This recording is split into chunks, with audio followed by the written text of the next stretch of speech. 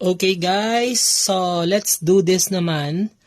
Identifying the slope of the line trend of a graph. The graph is increasing from left to right if the slope is positive. So, ibig sabihin yan, yung graph daw nag-i-increase from this point to that point. So, this is slope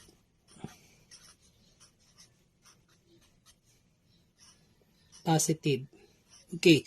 So, number 2, the graph is decreasing from left to right if the slope is negative. So, ibig sabihin, nagdi-decrease daw siya from left to right.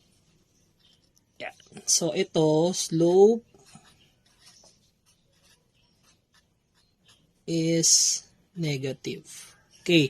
Number 3, the graph is a horizontal line if the slope M is 0.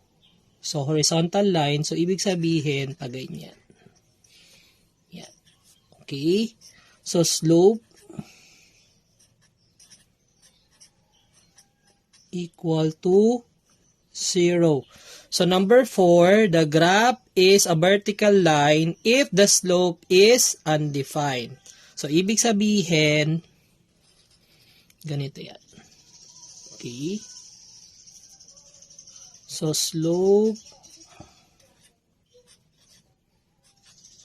is undefined.